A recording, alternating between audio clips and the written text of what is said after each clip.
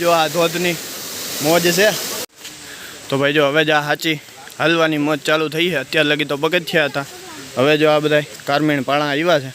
તો જો ભાઈ આ પાણીની એક બોટલ લીધી હતી, લગભગ બજારમાં તમને 10 રૂપિયાની મળે, અહીંયા એના 50 રૂપિયા લીધા છે।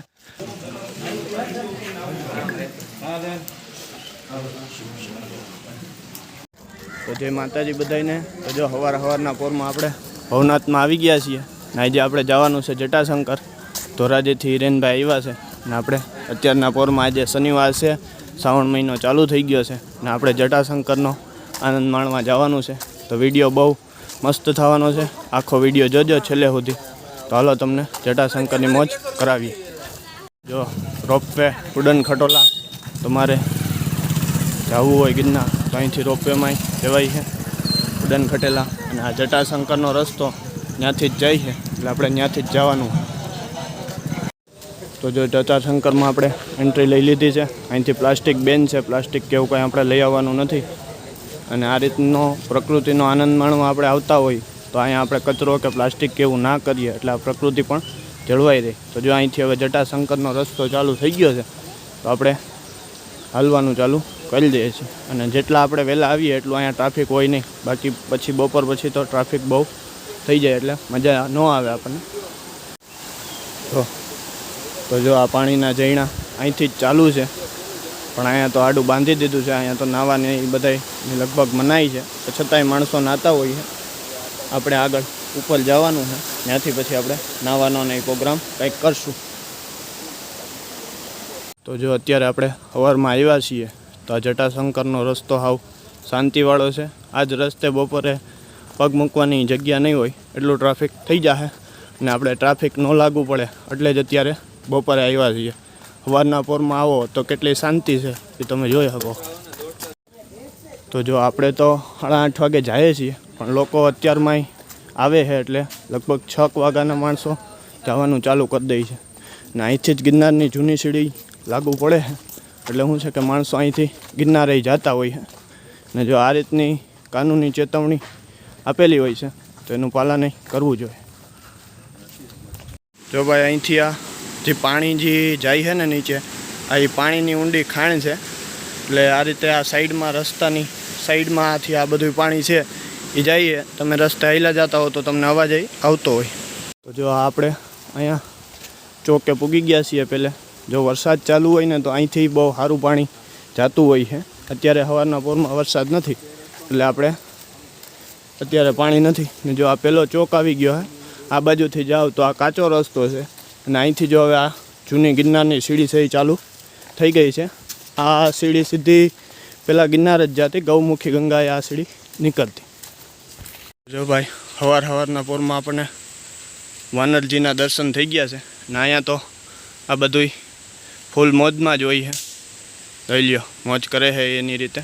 ને જે આગળ ઘણા બધા છે, ને જો અહીંયા આગળ હજી પેલો સ્ટોલ આવી ગયો, તમારે કાવો છે કે મકાઈ છે કે કંઈ ખાવું હોય તો જો ભાઈ મોરલો બેઠો છે, ને અહીંથી એક નંબર આ નજારો છે। નીચે પાણી આવેલું જાય છે, ઉપર મોર બેઠો બેઠો ટવકા કરે છે।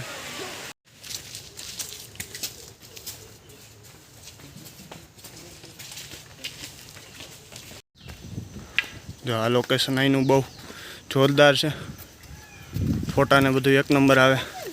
વાહે રોપવે અત્યારે બંધ છે એટલે દેખાતું નથી, બાકી રોપવેની ટ્રોલીઓ સીધી તમને અહીંથી દેખાય। જો ચેતનકુમાર થાકી ગયા, એ જો આ બેસી ગયા છે। આ જસલો આયલો આવે, આપણે પેલો વોટ લઈ લીધો છે, ચેતનકુમારને ચા પાણી પીવા છે તો આ સ્ટોલે અહીંયા ચા પાણી પીવા હાટું ઊભા રહી ગયા છીએ। ચા પાણી પીને પછી આપણે આગળ વધ્યા। જો વાહે મહિન્દ્રા ઠેકડી કરે। તો જો ભાઈ આ પાણીની એક બોટલ લીધી હતી, લગભગ બજારમાં તમને 10 રૂપિયાની મળે, અહીંયા એના 50 રૂપિયા લીધા છે, એટલે ધ્યાન રાખવું અહીંયા બોટલ કે કંઈ લેવામાં ઘરનું પાણી ભરી આવવું એ સારું, બાકી આના 50 રૂપિયા દેવા પડશે અહીંયા। તો હવે 50-100 પગથિયા જેવું રહ્યું છે આગળ જટાશંકર। હજી પાણીની નદી છે ને ત્યાંથી જાય છે, આપણે અહીંયા અત્યારે ભૂગ્યા છીએ, 50-100 પગથિયા જેવું જ છે અહીંથી। તો હાલો પછી આગળ ત્યાંથી સીડી અલગ પડશે, ત્યાંથી રસ્તો અલગ પડશે, એ તમને બતાવશું। જટાશંકર તરફનો રસ્તો અહીંથી ચાલુ થઈ ગયો. આ સીધી જૂની સીડી ગિરનાર જાય તો ગૌમુખી ગંગા એ નીકળે નહીં ને હવે અહીંથી પગથિયા પૂરા થઈ ગયા. હવે અહીંથી આપણે આવા પાણામાં હાલવાનું છે. તો ભાઈ જો હવે જ આ સાચી હાલવાની મોજ ચાલુ થઈ છે. અત્યાર લગી તો પગથિયા હતા. હવે જો આ બધા કારમીણ પાણા આવ્યા છે એમાં આપણે હાલવાનું છે ને આમાં બહુ ધ્યાન રાખવું પડે પગ કે કંઈ લપસે નહીં એનું, કારણ કે આ પાણો એ કંઈ તમને મૂકે નહીં.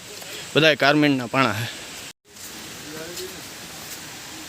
જો અહીંથી આ પાણી ચાલુ જ છે જવાનું.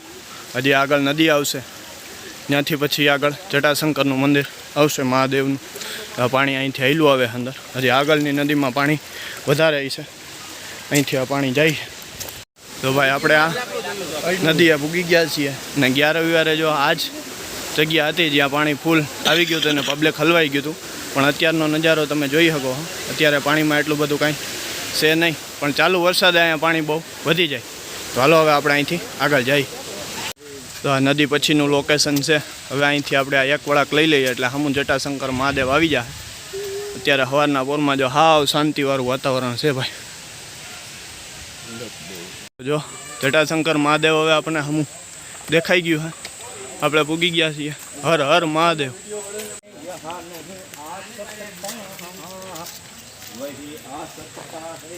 જય હો જટાશંકર મહાદેવની.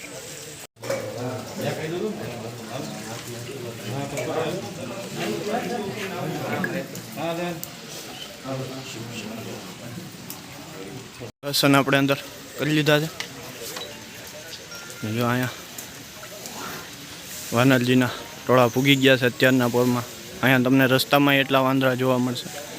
આખો જટાશંકર મહાદેવનો નજારો છે. અંદરના દર્શન તમને કરાવ્યા અને હવે આપણે આગળ પાણીના ધોધ બાજુ જવાનું છે. ભાઈ જટાશંકરના ઝરણામાં આપણે અહીંયા પૂગી ગયા છીએ. હવે જો અહીંથી આગળ જ્યાં ધોધ છે ત્યાં જાય છીએ. જો અહીંયા આવું પાણી છે ઉપર, એ સારું હોય છે પાણી. જોઈએ હવે આગળ વધીએ પછી ખબર પડે.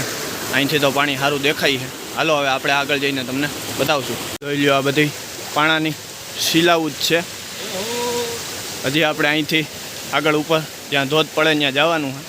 એટલે આ બાજુ તમે આવો તોય ધ્યાન રાખવું. આમાં બધાય કારમીન પાણા જ છે ભાઈ. જો ભાઈ અહીંયા પાણીના ધોધ ચાલુ થઈ ગયા છે. હર હર મહાદેવ. અહીંથી જ નાવાનું ચાલુ કરી દીધું છે. હા જોઈ લો ભાઈ આ જટાશંકર મહાદેવનો નજારો છે આગળ ધોધ બાજુ. તમારે નાવા જવું હોય ને તો પછી આમાં વરસાદ ક્યારે આવી જાય ને ક્યારે પાણી વધી જાય એનું કાંઈ નક્કી હોય નહીં. બાકી જો આવા ઝરણા ચાલુ જ હોય.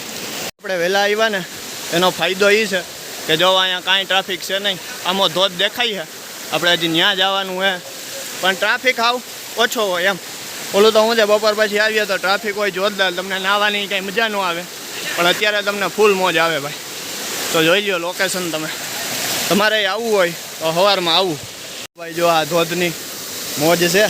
હજી આપણે સામે જે ધોધ છે ને ત્યાં જવાનું છે. આપણે અહીંયા આ ધોધે પૂગી ગયા છીએ. જો આ નીચેનો નજારો ના સીધો ધોધ. હજી વરસાદ ચાલુ નથી એટલે પછી એટલો બધો ધોધ નથી, પણ તોય આવા પાણીમાં નાહવાની મજા આવે. આપણે મોટા ભાઈને ચશ્મા અને મોબાઈલ ને બધું દઈ અને નાહવા જવાનું છે. રેડી?